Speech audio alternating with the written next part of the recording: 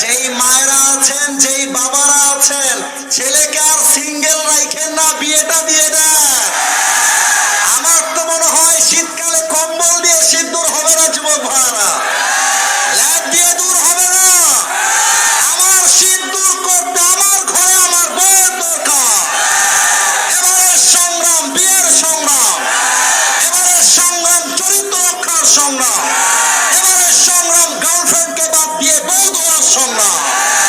অনেক মেয়েকে দেখলাম বোরকা পরে ওখানে দাঁড়িয়ে আছে। মেয়েদেরকে বলবো, বোরকা পরলে দিনদার হওয়া যায় না। রংপুরের পার্কে যত মেয়ে বয়ফ্রেন্ডের সঙ্গে প্রেম করে বেড়ায়, তার 80% মেয়ে বোরকাওয়ালীরাই প্রেম করে বেড়ায়। দেখলেই মনে হবে यार ये तो अभी कभी जन्नत से भाग के दुनिया में आई है। কিন্তু যেই মেয়ে পার্কে গিয়ে বোরকা পরে প্রেম করে বেড়ায়, আমার বলতে মনে চায় উপরে ফিটফাট, ভেতরে পুরোটাই সদরঘাট। আল্লাহ আমার প্রিয় বোনদেরকে বোঝার তৌফিক দান করে পড়ে সবাই আমিন। কোন একদিন এদেশের আকাশে কালেমার পতাকা দুলবে, সেদিন সবাই খোদাই বিধান পে দুঃখ বেদনা ভুলবে। ঠিক কিনা বলে? সেদিন আর হবে না হাহাকার, অন্যায় জুলুম অবিচার, থাকবে না অনাচার দুর্নীতি কদাচার, থাকবে না অনাচার দুর্নীতি কদাচার, সকলেই শান্তিতে থাকবে। সেদিন সবাই খোদাই বিধান পে দুঃখ বেদনা ভুলবে। জাস্ট একটা লাইন এখান থেকে নিয়ে শুরু করে এই পর্যন্ত হাজারো শ্রোতা একটা লাইন জাস্ট ইসলামকে ভালোবেসে আমার সাথে গাইবেন। কোন একদিন কালেমার পতাকা দুলবে, সেদিন সবাই খোদাই বিধান পে দুঃখ বেদনা ভুলবে। ঠিক কিনা বলে?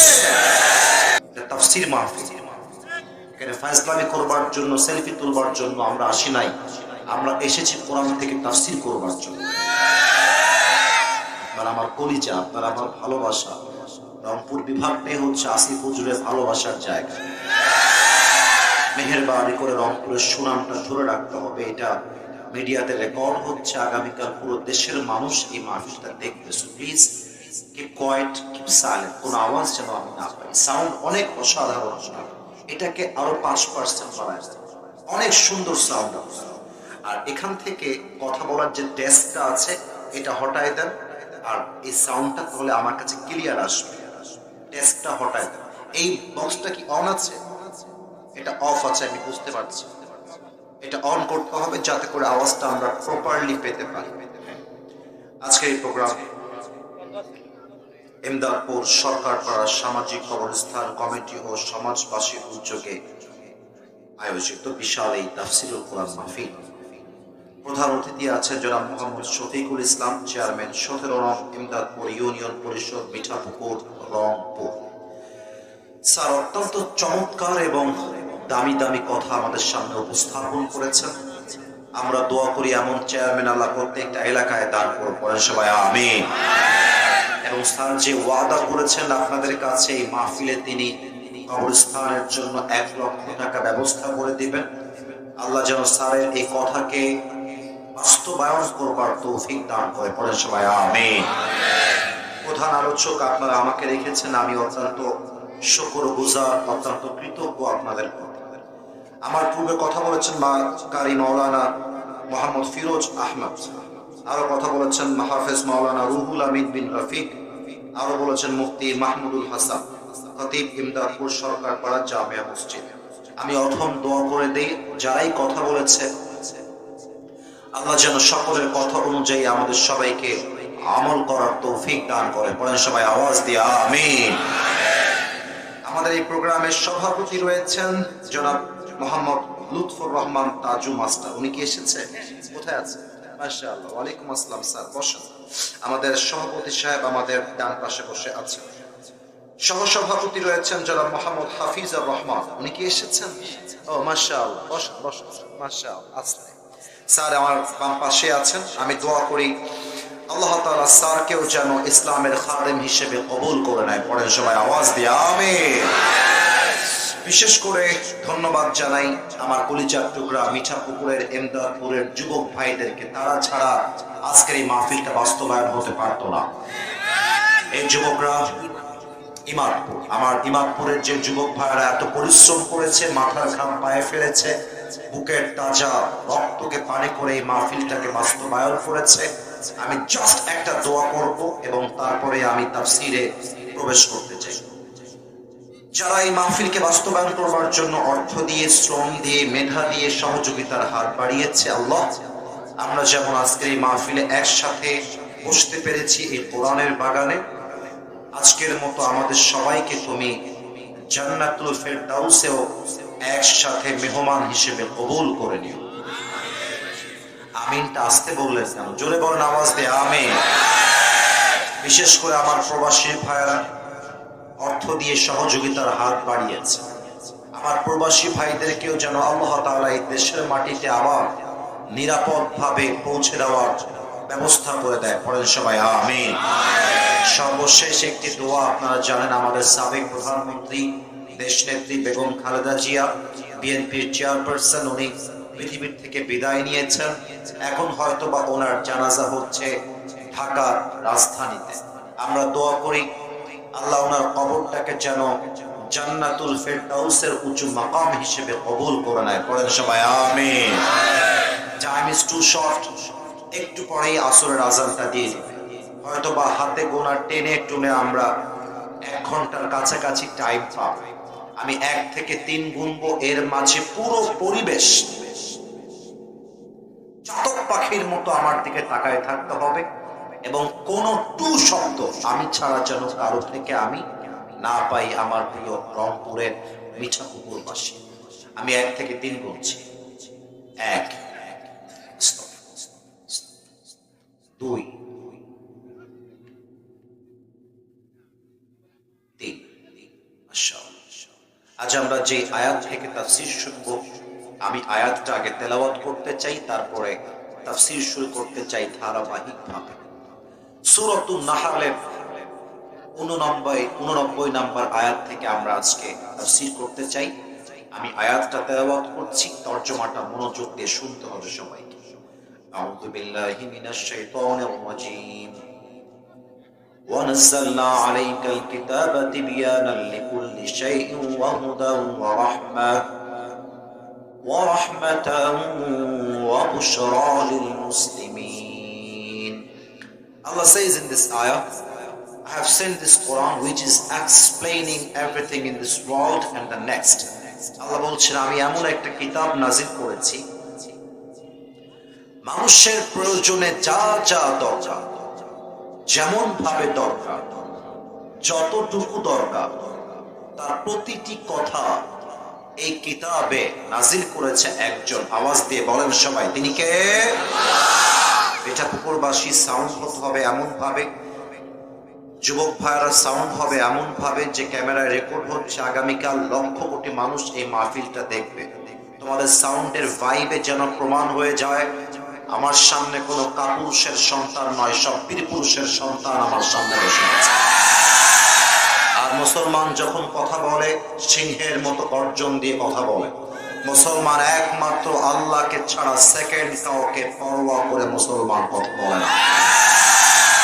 আওয়াজ হবে বীর পুরুষের মতো, সিংহের মতো গর্জন দিয়ে। আমার দিকে একবার তাকা, look at my right hand. আমি যে কিতাবটা ধরে আছি, বলেন তো এই কিতাবটার নাম কি? আমি একটা প্রশ্ন সবাইকে করতে চাই, উত্তর দিবেন। এটা ঈমানী প্রশ্ন। আমাদের এই কোরআন, এটা আমাদের কলিজা, এটা আমাদের হার্ট, এটা আমাদের হৃদয়। It's a complete code of life. এটা পূর্ণাঙ্গ জীবন ব্যবস্থা। এই কিতাবে যে আল্লাহ সব কিছু বলে দিয়েছেন যা যা লাগবে মুসলমান হিসেবে, এই বিশ্বাস আমাদের সকলের মাঝে আছে না নাই? শুরুতে আমাদের জীবনের সবচেয়ে বড় একটা ভুল নিয়ে কথা বলতে চাই, যেটা আমাদের জীবনের সবচেয়ে বড় ভুল, কিন্তু এখানে 95% লোক জানেই না যে এটা তার জীবনের সবচেয়ে বড় ভুল।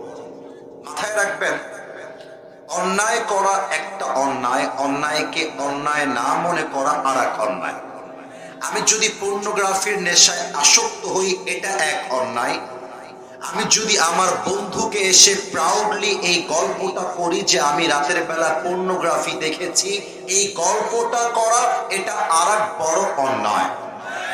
তুমি কোনো মেয়ের সঙ্গে প্রেম করছো পার্কে গিয়ে, এটা এক অন্যায়। ওইটা আবার ফেসবুকে পোস্ট দিচ্ছ তোমার বন্ধুকে দেখাবার জন্য, এটা আরো বিশাল বড় অন্যায়। পাপ করা এক অন্যায়, পাপকে পাপ না মনে করা এটা আরো বড় অন্যায়। কথা কি বোঝা যায় নাকি যায় না? তো এটা যে আমাদের বড় ভুল, we don't know anything about it. আমরা এটা জানি না, আমরা এটা বুঝি না। আমাদের জীবনের সবচেয়ে বড় ভুল হচ্ছে আল্লাহর এই কোরআনটাকে আমরা জাস্ট একটা নরমাল ধর্মীয় গ্রন্থ মনে করেছি। যেমন ভাবে বাইবেল, ত্রিপিটক, মহাভারত, যত ধর্মীয় কিতাব আছে এগুলো যেমন কিতাব, আমাদের কোরআনটা কি তেমন কিতাব ভাই? না। অন্য অন্য ধর্মীয় যে কিতাবগুলো আছে আমি খুব বেশি পড়ি নাই, তবে কিছু কিছু কিতাব যেমন বাইবেল আমি একটু পড়েছি, আমার কিছুটা আইডিয়া আছে। খ্রিস্ট ধর্মের কিতাবের ব্যাপারে এই কথা কথিত আছে যে ধর্মীয় লিডার ছাড়া, ধর্মীয় নেতা ছাড়া কেউ যদি সেই কিতাবটা ধরে তাহলে সোজা জাহান্নামে যাবে। আচ্ছা, এই কোরআন সম্পর্কে কোথাও কি এমন কোনো কথা আছে যে ডক্টর আজহারি সাহেব ছাড়া, আসিফ হুজুর ছাড়া, আমাদের আলেমরা ছাড়া, আমাদের শায়েখ আহমদুল্লাহ হুজুর ছাড়া, বড় কোনো আলেম ছাড়া রিকশাওয়ালা যদি ধরে, রংপুকুরের একজন কৃষক যদি কোরআনটা ধরে সে জাহান্নামে যাবে, এমন কোনো কথাই কোথাও আছে? এটা হচ্ছে হুদাল্লিন নাস, গোটা মানব গোষ্ঠীর জন্য একটা হিদায়াতের কিতাব। তাও তো সুবহানাল্লাহ পড়তে পারলেন না আপনারা।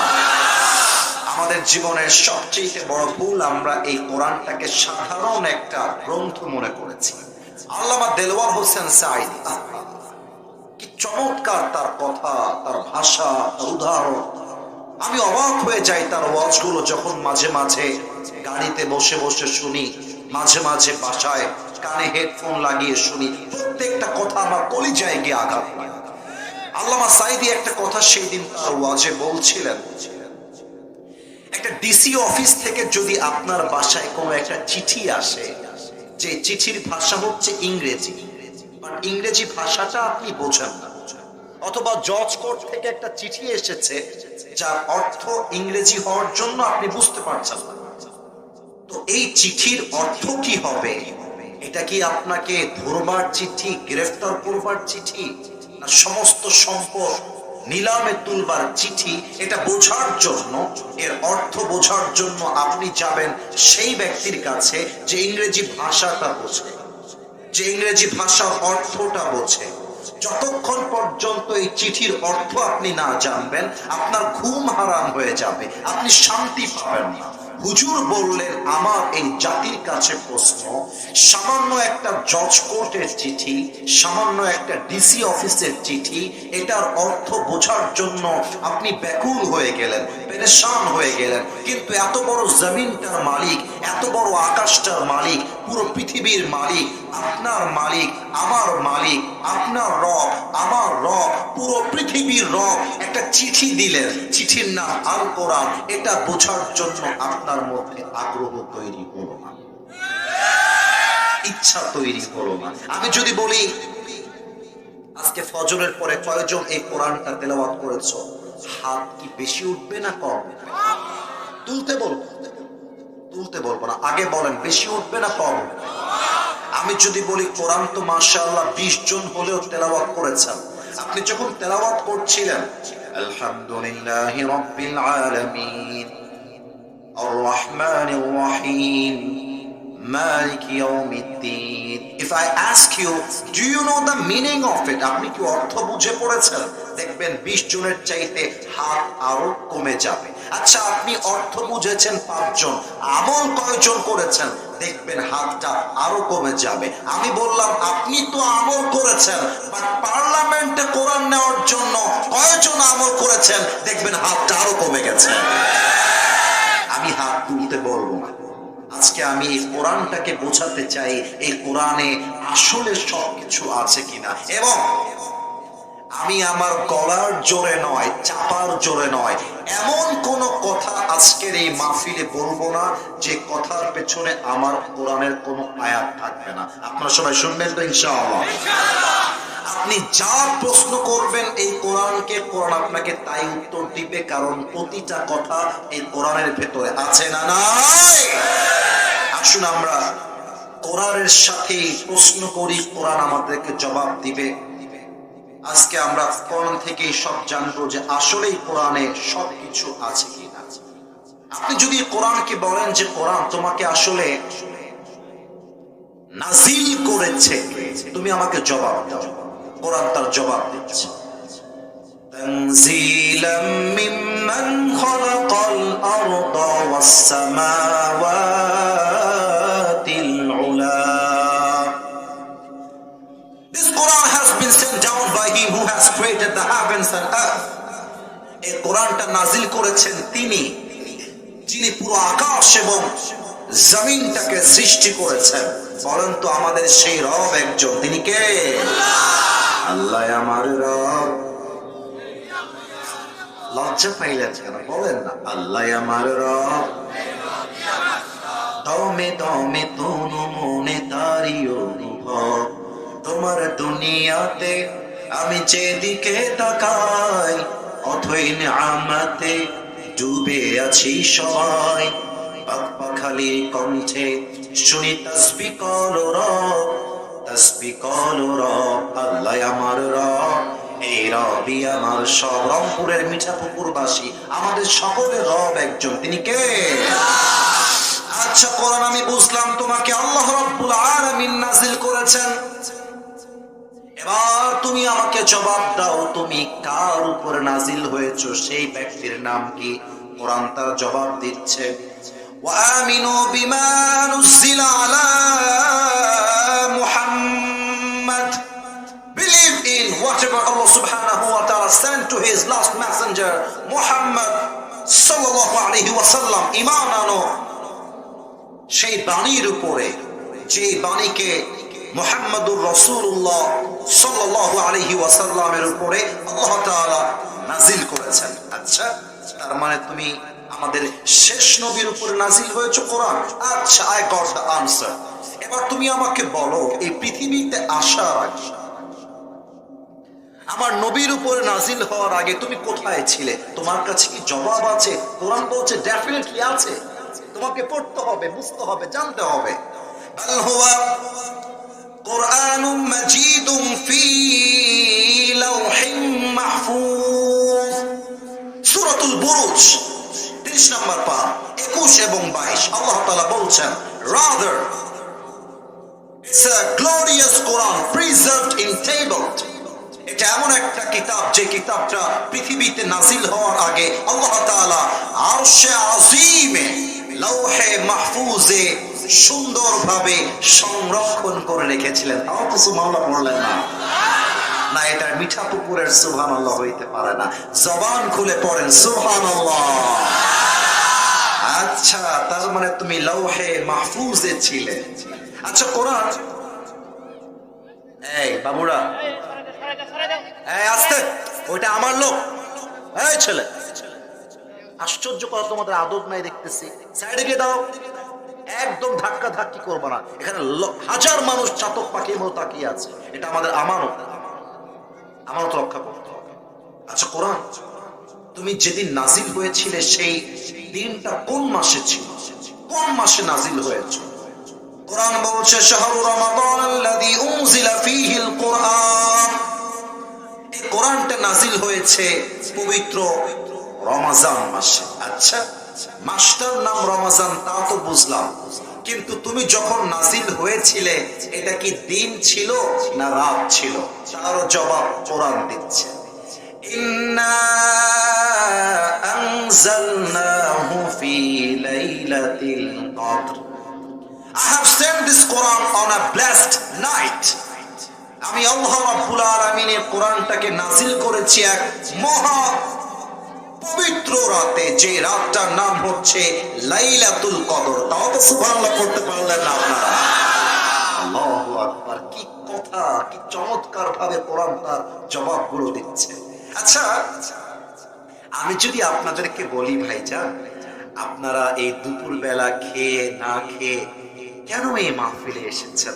আপনারা বলবেন, হুজুর আমরা আপনাকে ভালোবাসি, কোরআনকে ভালোবাসি, আমরা তাফসীর শুনতে এসেছি, এটা আমাদের আজকের এই মাহফিলের উদ্দেশ্য। আমাকে যদি কেউ বলে, আসিফ হুজুর আপনার বাড়ি কই সেই ঢাকায়, কই সেই রাজশাহীতে, আপনি এত দূরে কেন এসেছেন? What is your mission, what is your vision, what is your purpose, what is your intention? আপনার উদ্দেশ্য কি, লক্ষ্য কি? আমি বলবো, আমার জন্য হাজার মানুষ বসে আছে, আমি কোরআন থেকে তাফসীর করবার উদ্দেশ্যে এই মাহফিলে এসেছি।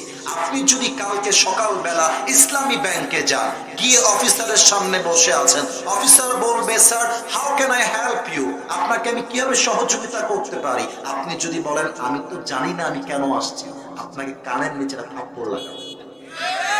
কি মাথা তার ছিল নাকি? ব্যাংকে আসছে কেন জানে না, অফিসে আসছে কেন জানে না। তার মানে কি?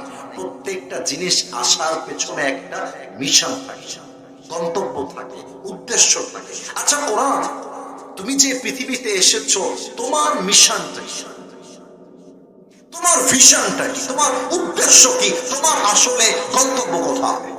সূরা ইব্রাহিম কোরআন তার জবাব দিচ্ছে, কিতাবুন আনজালনাহু ইলাইকা লিতুখরিজান নাসা মিনাল যুলুমাতি ইলান নূর।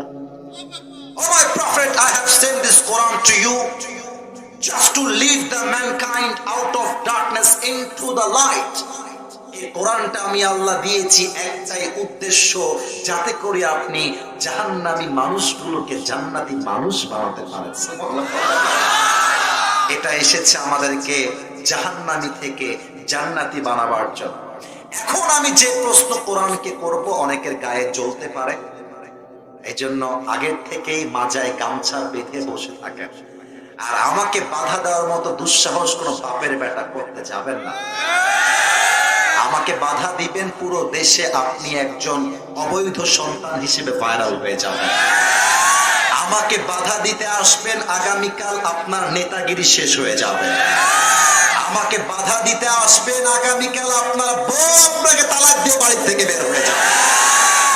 আপনারা অনেকে দেখেছেন আমার কোনো একটা মাহফিলে বাধা দেওয়া হয়েছে, আপনার বাপের নাম ভুলাই দিয়ে আসছে। আমি কোন রকম কোন উগ্রবাদী লোক নই। আপনি আমাকে গালি দেন, আই উইল টলারেট, আমি মেনে নেব। বাপকে দেন মানবো, মাকে দেন মানবো, বউকে দেন মানবো, সব মানবো।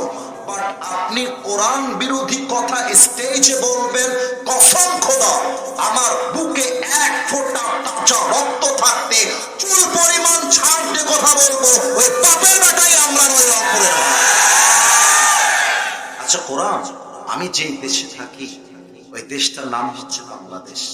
এই দেশে চলতে গেলে অর্থনীতি লাগে, সমাজনীতি লাগে, রাষ্ট্রনীতি লাগে, এই দেশে চলতে গেলে রাজনীতিও লাগে। আচ্ছা কোরআন, তুমি কি আমাকে রাজনীতির ব্যাপারে কিছু বলতে পারবা? তোমার ভিতরে কি রাজনীতি আছে? তোমার ভিতরে কি রাষ্ট্রনীতি আছে? আপনাদের কি মনে হয় কোরআন কি বলবে নো নাকি ইয়েস? আওয়াজটা জোরে পাইলাম না। আমি যদি কোরআনকে বলি তোমার ভেতরে কি কোরআন ভিত্তিক রাজনীতি আছে, কোরআন কি বলবে নো নাকি ইয়েস?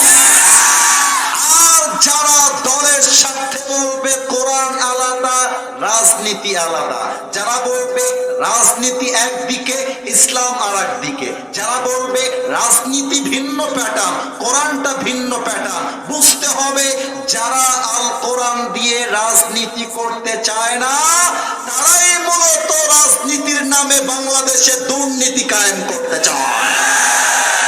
আচ্ছা কোরআন তোমার ভিতরে যে রাজনীতি আছে তার প্রমাণ দেওয়া লাগবে, প্রমাণ ছাড়া তো কথা বললে কথার কোনো ভ্যালু থাকবে না। তুমি আমাকে বলো তোমার থেকে যদি আমি রাজনীতির টিপস নিতে চাই তুমি প্রথম টিপস কি দিবা?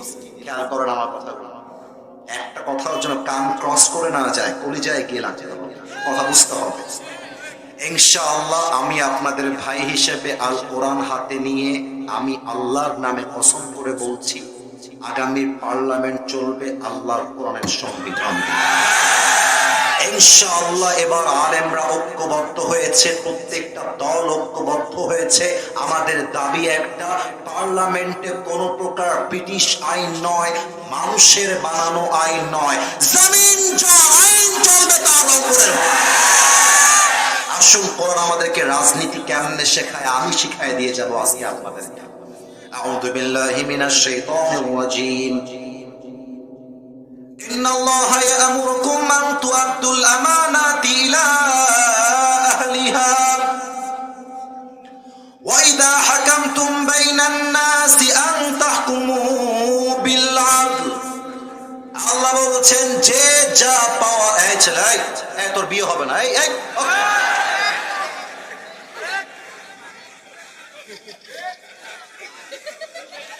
চিন্তা করেন এতগুলো মানুষ পাগলের মতো তাকায় আছে, হুজুর কি বলবো, ওই বেটা পালায় গেল, তুই জীবনে বউ পাবি না।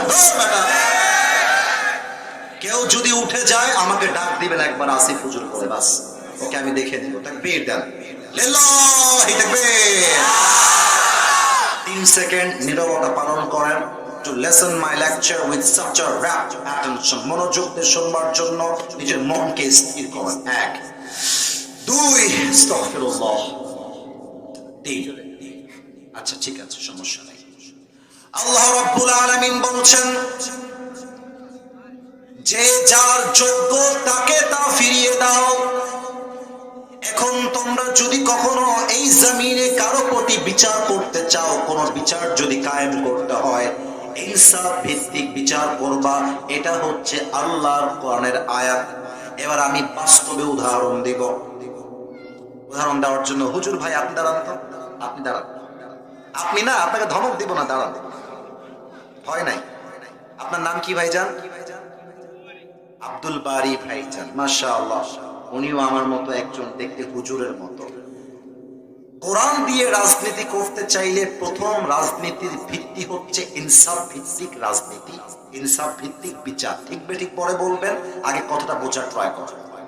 মনে করেন আল কোরআন দিয়ে পার্লামেন্ট চলবে, এটা আব্দুল বারী ভাইয়ের কথাটা পছন্দ হয়।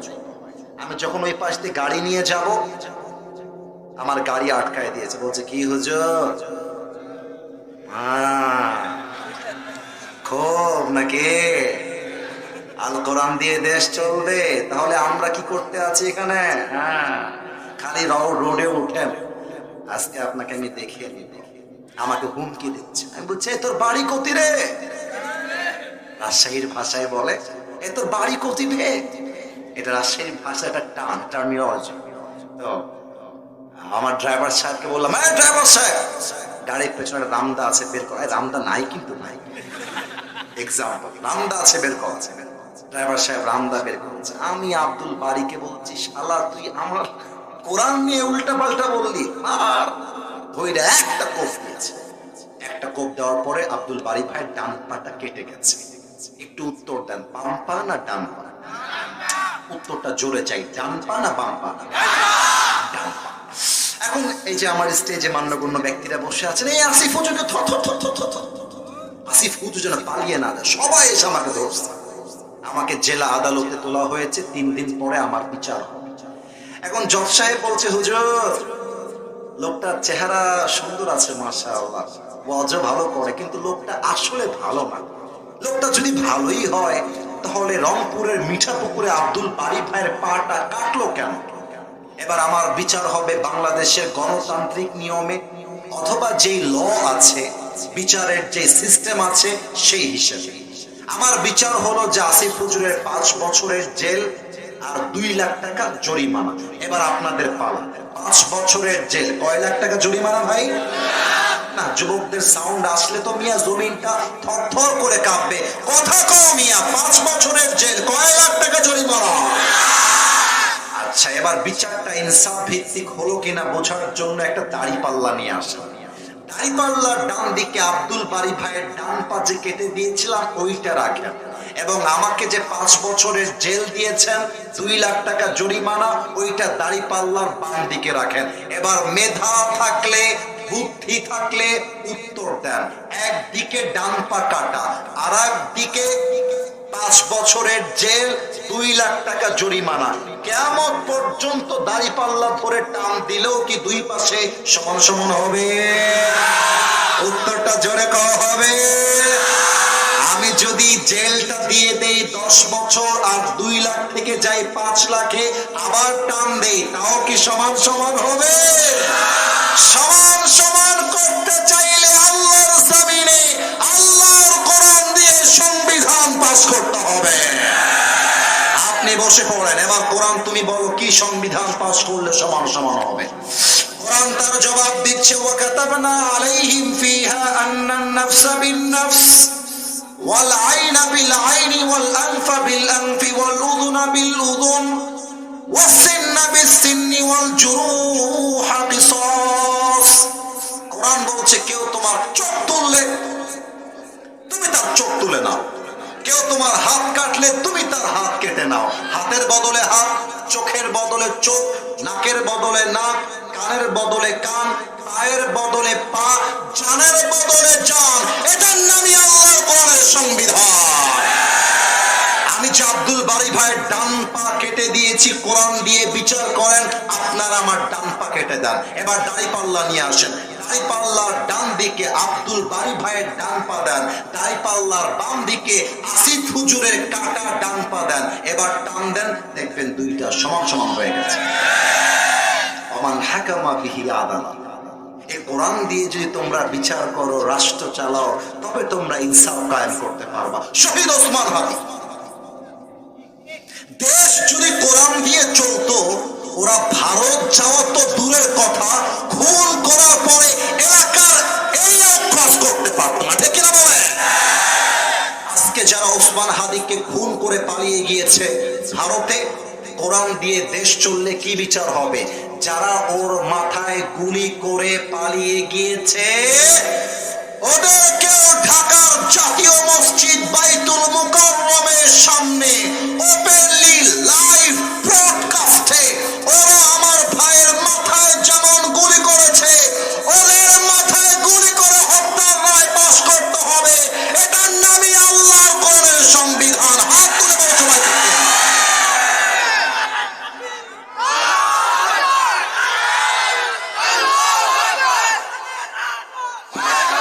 যে কোনো একজন, যে কোনো, আচ্ছা তুমি দাও, যে দাঁড়িয়েছিল সে দাও তাকবীর, যে কোনো একজন, হ্যাঁ দাও তাকবীর দাও।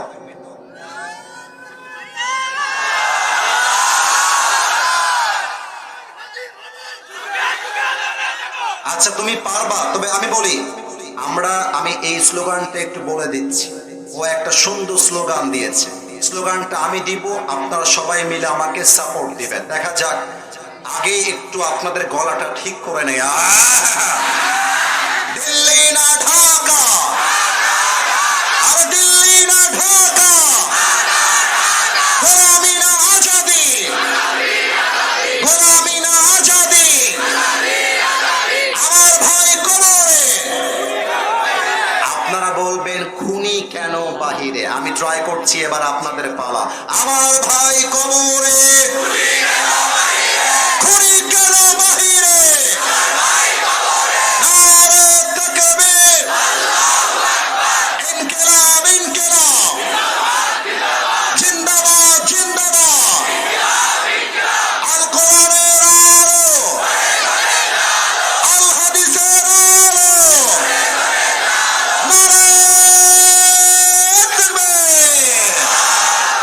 আমরা শহীদ ওসমান হাদির খুনের বিচার চাই কি চাই না? আরে মিয়া, মাথায় রাখবেন, আমাদের বাংলাদেশ কিন্তু এখন 5 আগস্টের আগের বাংলাদেশ নয়। শহীদ ওসমান হাদি আমাদেরকে শিখিয়ে গেছে, বিড়ালের মতো 500 বছর বেঁচে থাকা কোনো দাম নেই, সিংহের মতো 1 ঘন্টা আমরা বাঁচতে চাই। বলো বীর, বলো উন্নত মমশির, শির নেহারি আমারই নত শির ওই শিখর হিমাদ্রির। বলো বীর, বলো মহাবিশ্বের মহাকাশ ফাড়ি, চন্দ্র সূর্য গ্রহ তারা ছাড়ি, ধুলক দুলক গোলক ভেদিয়া, খোদার আসন আরশ ছেদিয়া, উঠিয়াছি চির বিস্ময় আমি বিশ্ববিধাত্রীর। বলো বীর, আমি চির উন্নত মমশির। ঠিক কিনা বলে? এজন্য আল্লাহ তাআলা বলছেন, ওয়াইদা হাকামতুম বাইনান নাসি আন তাহকুমু বিল আদল, তোমরা যখন বিচার করবা ইনসাফ ভিত্তিক বিচার করবা। এইটা হচ্ছে আল্লাহর কোরআনের রাজনীতির প্রথম নীতি। এবার 2 নাম্বার উদাহরণ। আমার হুজুর, পাগড়িওয়ালা হুজুর আমার বামে আছে, আমার ভাইকে দেখা যায়? ये मैंने सुना नहीं, जोर से कहना होगा। দেখা যায় নাকি যায় না? উনি হচ্ছেন রংপুরের একজন এমপি। কথার কথা, কথা বুঝতে হবে, কথা বুঝতে হবে। উনি একজন এমপি, আর আমি আসিফ হুজুর একজন রিক্সাওয়ালা, ভ্যানওয়ালার ছেলে। এই চাপ দিও না, স্টেপ ব্যাক, পেছনে যাও, একটু পেছনে। এই যে আব্বা জানো, ওকে, এবার আমার দিকে, আমার দিকে। উনি হলেন এমপি, আমি হলাম রিক্সাওয়ালার ছেলে। এবার আপনারা কম, আমি কিসের ছেলে? আপনারা মনে হয় লজ্জা পাচ্ছেন রিক্সাওয়ালার ছেলে বলতে। আরে বেটা, আমি যদি রিক্সাওয়ালার ছেলে হই, আমি যদি দিন মজুরের ছেলে হই, আমার বাপ যদি কৃষক হয়, আরে আমার তো গৌরব করতে হবে। আমার বাপ তো এমপি মন্ত্রীর মতো ঘুষের টাকায় আমাকে খাওয়ায় না, আমার তো হারাম টাকায় আমাকে খাওয়ায় বেটা। আমি একজন রিক্সাওয়ালার ছেলে, আর উনি হলেন এমপি, আর এমপির ছেলে হচ্ছে আমার এই ভাই। কথা বুঝবেন, কথা বুঝবেন। এখন আমার ভাই একটা অন্যায় করেছে, উনি এমপির ছেলে, আমি হলাম রিক্সাওয়ালার ছেলে। আমাকেও পুলিশ গ্রেফতার করেছে, এমপির ছেলেকেও পুলিশ গ্রেফতার করেছে। এখন যখন বিচারের সময় আসবে, এমপির ছেলের বেলায় টাকার ক্ষমতায়, চেয়ারের ক্ষমতায় স্বজন প্রীতি করে এমপির ছেলের বিচার হবে কম, আমার হবে বেশি। এমপির ছেলের বিচার হবে একরকম, রিক্সাওয়ালার ছেলের বিচার হবে আর এক রকম। এটার নাম আল কোরআনের রাজনীতি হতে পারে না। এমপির ছেলের যে বিচার হবে, রিক্সাওয়ালার ছেলের সেই বিচার হবে। রিক্সাওয়ালার ছেলের বিচার যদি ফাঁসি হয়, এমপির ছেলের বিচারও ফাঁসি হওয়া লাগবে। এটার নামই আল্লাহর কোরআনের রাজনীতি। 3 নাম্বার উদাহরণ। আপনাদের স্যার বলে গেল আগামীতে 4টা রোডের কাজ চলবে, মনে আছে? উত্তর দেন, মনে আছে? রোডের জন্য মনে করেন বাজেট আসছে 5 কোটি টাকা। কথা আর কথা, it is just an example and nothing else. উদাহরণ দিচ্ছি, একটা ব্রিজ করতে হবে, 5 কোটি টাকা আসছে। ব্রিজ করতে গিয়ে কোথায় রড লেগেছে, কোথায় সিমেন্ট লেগেছে, কয় টাকা লেগেছে, কতটুকু লেগেছে, লেবারের বিল কত, গ্যাসের বিল কত, পানির বিল কত, কিংবা মেশিনের বিল কত, রডের বিল কত, বালুর বিল কত, সিমেন্টের বিল কত, প্রত্যেকটা পাই টু পাই হিসাব জনগণের কাছে, রাষ্ট্রের কাছে বুঝায় দেওয়া। এটার নামই আল্লাহ কোরআনের রাজনীতি। 5 কোটি টাকা বাজেট আসে, এমপি সাহেব নিজেই খায় 3 কোটি, আর 1 কোটি খায় এমপির চেলা চামচারা। আর 1 কোটি দিয়ে যখন রাস্তা বানানো হয়, আমার ডান হাত দেখবেন, এমনি যখন উঠাতে যাবেন দেখবেন ঢালাও করা পিচগুলো একটা টান দিলে উঠে যায়। আমার কথা, আগামীতে যে এমপি প্রত্যেকটা হিসাব পাই টু পাই দিতে পারবে, হি ইজ দ্য লিডার। যে টাকা মেরে খাবে, সে আমার নেতা হওয়ার যোগ্যতাই রাখে না। ঠিক কিনা বলো? তাহলে আমরা এই পেলাম কোরআনের রাজনীতির মূল নীতি। আর একটা কথা বলে আমি আমার আলোচনা শেষ করতে চাই। আপনারা মনে হয় অনেকে বিরক্ত হয়ে গেছেন। আচ্ছা, আপনারা আমাকে সাক্ষী দেন তো, মিডিয়াতে রেকর্ড হচ্ছে, আমি একটা কথা কোরআনের দলিল ছাড়া বলেছি? আমি একটা কথা রেফারেন্স ছাড়া এই মাঠে বলেছি? এবার আসেন শেষ কথা। আচ্ছা, কোরআন, আমাদের ইসলামের সংখ্যায় লোক একটু কম, আমাদের যারা আল কোরআন দিয়ে দেশ চালাবে লোক সংখ্যা একটু কম। আচ্ছা কোরআন তুমি আমাকে বলে দাও তো, লোক সংখ্যা কম হলেও কি আমরা বিজয়ী হতে পারবো? আমাদের বুকে সেই সাহস আমরা কেমন করে খুঁজে পাবো? এবার একটা প্রশ্ন করতে চাই, বলেন তো নবীজির কোন পুত্র সন্তান দুনিয়াতে কেউ বেঁচে ছিল? তোমরা উত্তর দাও নাই, বলো সবাই বেঁচে ছিল।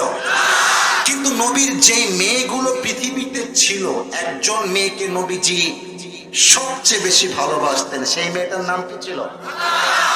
ফাতেমা। নাম সঠিক, কিন্তু আপনারা ভয় পেয়ে উত্তর দিয়েছেন। আরেকবার, ফাতেমা বলেন সবাই, নাম কি? রাদিয়াল্লাহু তাআলা আনহা। এবার বলেন তো ফাতেমার স্বামী যিনি ছিলেন বীর বাহাদুর, তার নাম কি ছিল? আলী রাদিয়াল্লাহু তাআলা আনহু। এবার আমার দুই হাতের দিকে সবাই খেয়াল করবেন, কাউকে হাত তুলতে হবে না। Just you have to look at my two hands right now. সবাই আমার দুই হাত দেখবেন, খেয়াল করেন। এই যে ডান দিকের এই এরিয়াটা, মনে করেন এতটুকু আমাদের মদিনা শহর। মদিনার শহর হচ্ছে এইটা, এক্সাম্পল দিচ্ছি। বামে দেওয়াল, ডানে দেওয়াল, পেছনেও দেওয়াল। মদিনায় কেউ যদি আসতে চায়, মদিনায় একটা রাস্তায় খোলা ছিল, যেই রাস্তা দিয়ে মদিনায় আসতে হবে। প্ল্যান করতে শুরু করলো উহুদের যুদ্ধের পরে, বদরের যুদ্ধের পরে, যে মুসলমানদের এমন একটা ভাব যেন পুরো বিশ্বে কালেমার পতাকা উড়ে যাবে। আরে আমার তো বিশ্বাস আগামীতে কালেমার পতাকা জাস্ট বাংলাদেশের সংসদে নয়, আগামীতে কালেমার পতাকা আমেরিকার হোয়াইট হাউসে পৌঁছায় যাবে। কোন একদিন এদেশের আকাশে কালেমার পতাকা দুলবে, সেদিন সবাই খোদাই বিধান পে দুঃখ বেদনা ভুলবে। ঠিক কিনা বলে? সেদিন আর হবে না হাহাকার, অন্যায় জুলুম অবিচার, থাকবে না অনাচার দুর্নীতি কদাচার, থাকবে না অনাচার দুর্নীতি কদাচার, সকলেই শান্তিতে থাকবে, সেদিন সবাই খোদাই বিধান পে দুঃখ বেদনা ভুলবে। জাস্ট একটা লাইন এখান থেকে নিয়ে শুরু করে এই পর্যন্ত হাজারো শ্রোতা একটা লাইন জাস্ট ইসলামকে ভালোবেসে আমার সাথে গাইবেন। কোন একদিন কালেমার পতাকা দুলবে, সেদিন সবাই খোদাই বিধান পে দুঃখ বেদনা ভুলবে। ঠিক কিনা বলে? কাফেররা যখন মদিনায় অ্যাটাক করবে, নবীজির কর্ণকুরে খবরটা পৌঁছায় গেল। আল্লাহ রাসূল সাল্লাল্লাহু আলাইহি ওয়াসাল্লামকে আল্লাহ তাআলা খবর পাঠিয়ে দিলেন। এবার আল্লাহ রাসূল সাহাবায়ে কেরামদেরকে নিয়ে, আপনারা যেমন আমার সামনে বসে আছেন, নবীজি নিয়ে বসে গেলেন পরামর্শের জন্য। কি করা যায়, কেমন করে অ্যাটাকটাকে ডিফেন্স করা যায়।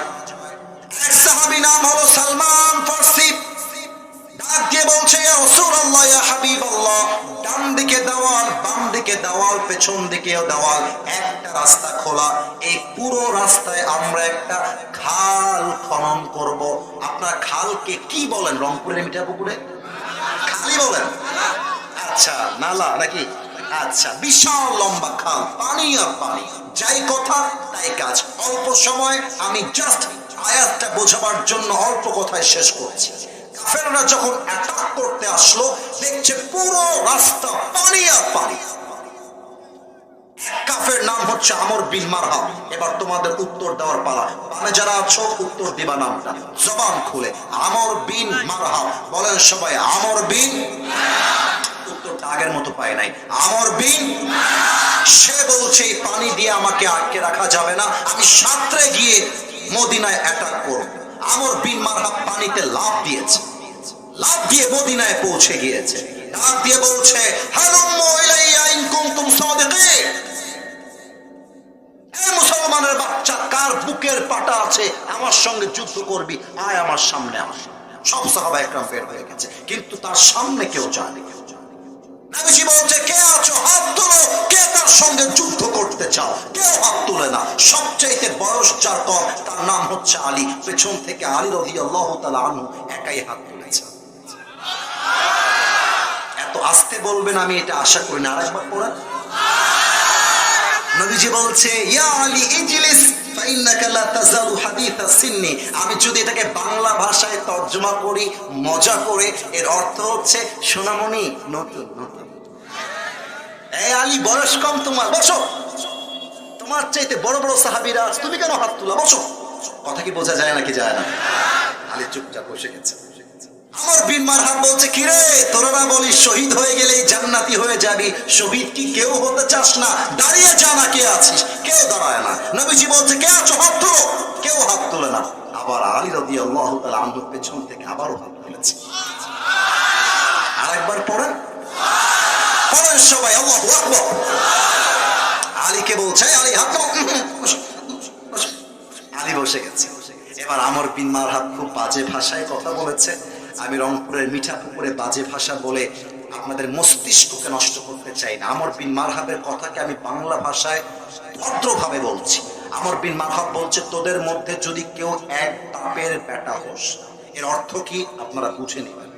যদি এক বাপের বেটা হোস, কেউ যদি মায়ের বুককে খালি করতে চাস, কেউ যদি সন্তানকে ইয়াতিম করতে চাস, কোন বাপের বেটা যদি তার বউকে বিধবা করতে চাস, সাহস থাকলে আমার সামনে আয়। কে আছে দাঁড়া?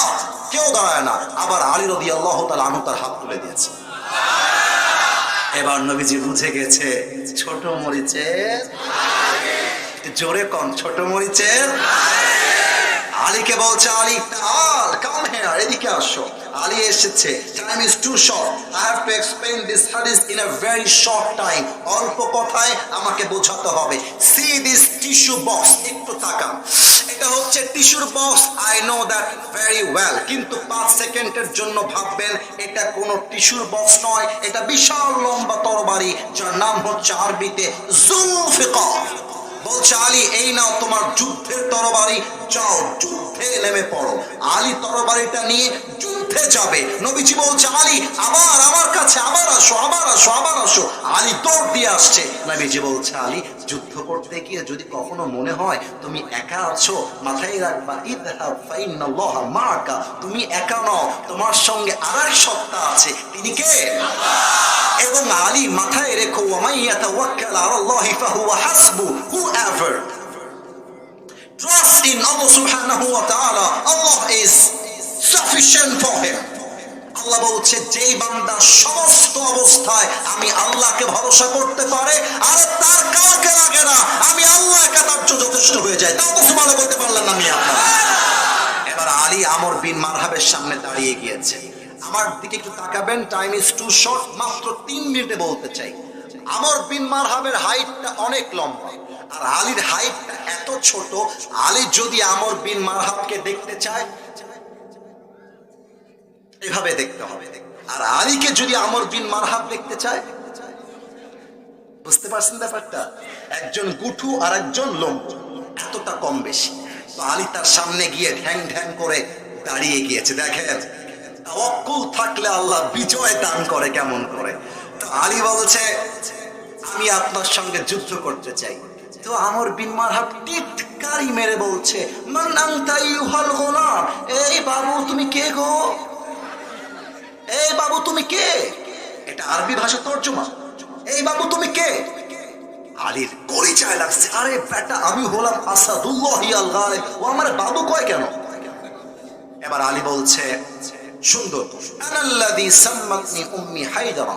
আমি হলাম সেই যুবক যাকে তার মা নাম দিয়েছে হায়দারা। এমন সিংহ যখন সে জঙ্গলে অ্যাটাক করতে যায়, তার শিকার না হওয়া পর্যন্ত তার আক্রমণ থেমে যায় না, তাকেই বলা হয় হায়দারা। আল্লাহু আকবার। বলছে, ও আচ্ছা আচ্ছা, ও তোমার নাম হায়দারা। আরে বাবু তোমার আসল নাম কি তাই বল। আলী বলছে, ইসমি আলী, আমার নাম আলী। আনতা আলী? বলছে ইয়েস, আমি আলী। বলছে আনতা আলী বিন আব্দুল মুত্তালিব? এই তোমার বাপের নাম কি আব্দুল মুত্তালিব? বলছেন না, আনা আলী বিন আবি তালিব, ওইটা আমার দাদার নাম, আমার বাপের নাম হচ্ছে আবু তালিব। বলছে হায় হায় হায় হায়, তুমি তো আমার ভাতিজা, তোমার বাপ তো আমার ভাই লাগে। ইরজা ফাইন্নী লা উকাতিলু সিবিয়া, হে আলী গো ব্যাক, ফিরে যাও। আমি তো আমার ভাতিজার গায়ে, এই ছোট্ট একটা নিষ্পাপ বাচ্চার গায়ে হাত তুলতে পারি না, যাও যাও যাও। এবার আলীর মাথা গরম হয়ে গেছে। বলছে আরে বেটা, তুই কাকে ভাতিজা বলিস, তুই কাকে বাচ্চা বলিস? আয় না যুদ্ধ করতে, একটা কোপ মারবো, তোর কল্লা 40 হাত দূরে গিয়ে পড়বে। আল্লাহু আকবার।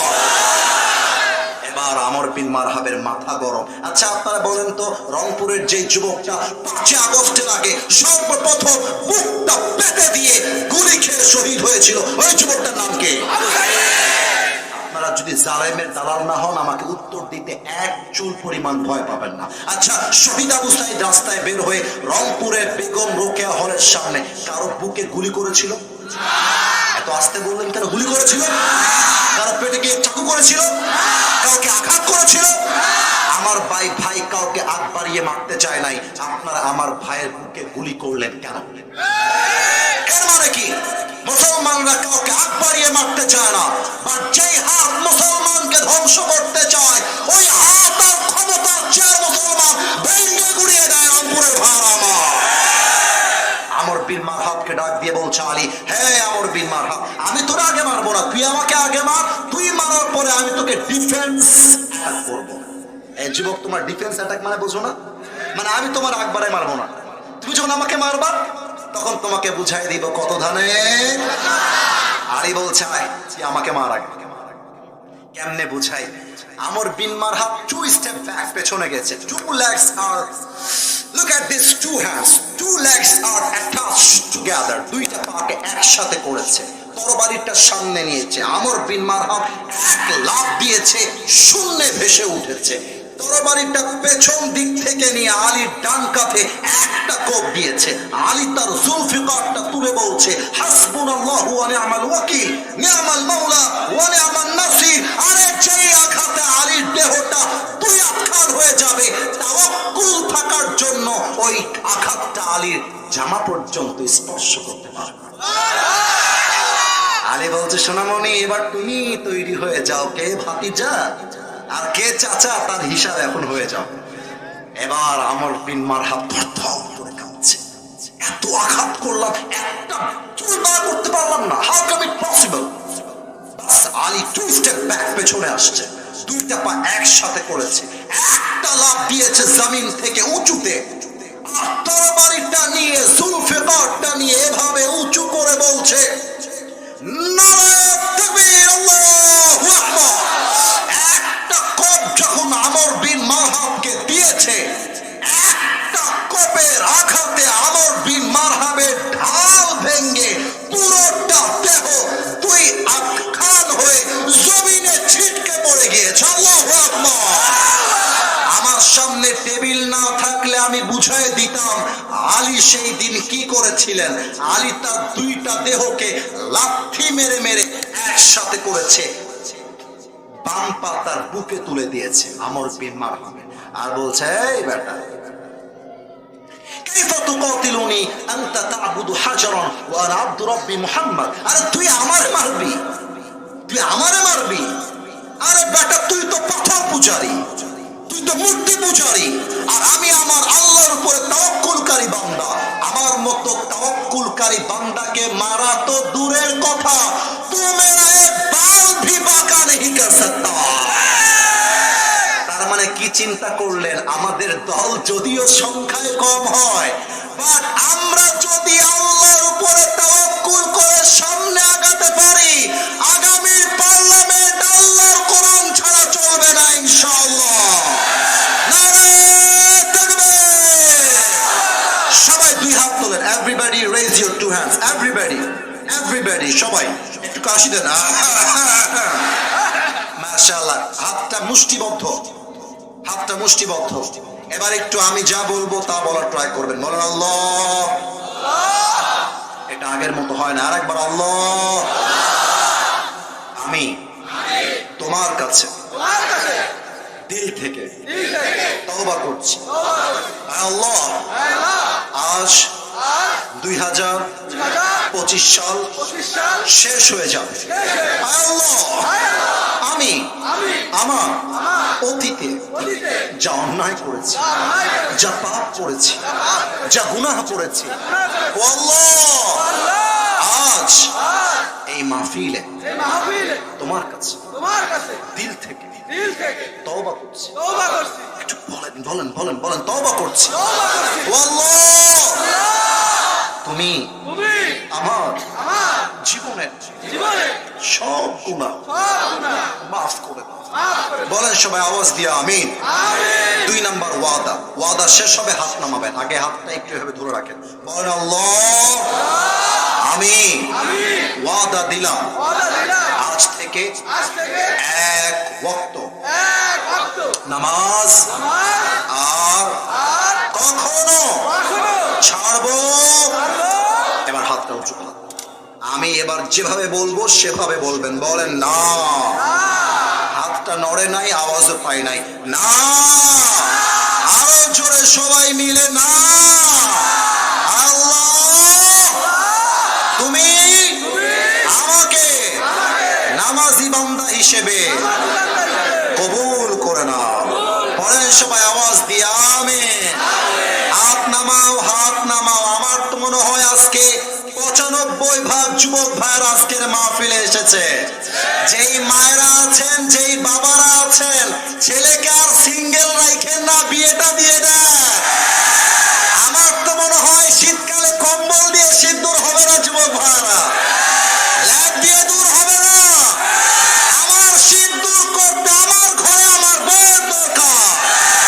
এবারের সংগ্রাম বিয়ের সংগ্রাম এবারের সংগ্রাম চরিত্র রক্ষার সংগ্রাম এবারের সংগ্রাম গার্লফ্রেন্ডকে বাদ দিয়ে বউ ধরার সংগ্রাম অনেক মেয়েকে দেখলাম বোরকা পরে করে দাঁড়িয়ে আছে মেয়েদেরকে বলবো বোরকা পরলে দিনদার হওয়া যায় না রংপুরের পার্কে যত মেয়ে বয়ফ্রেন্ডের সঙ্গে প্রেম করে বেড়ায় তার 80% মেয়ে বোরকাওয়ালিরাই প্রেম করে বেড়ায় देखले ही मने होबे यार ये तो अभी के अभी जन्नत से भाग के दुनिया में आई है किंतु যেই মেয়ে পার্কে গিয়ে বোরকা পরে প্রেম করে বেড়ায় আমার বলতে মনে চায় উপরে ফিটফাট ভেতরে পুরোটাই সদর ঘাট আল্লাহ আমার প্রিয় বোনদেরকে বোঝার তৌফিক দান করে পড়ে সবাই আমিন আলহামদুলিল্লাহি রাব্বিল আলামিন ওয়াসসালাতু ওয়াসসালামু আলা সাইয়্যিদিল আম্বিয়া ওয়াল মুরসালিন ওয়া আলা আলিহি ওয়া আসহাবিহি আজমাইন একে উঠ বানায় ছেলেমেয়ে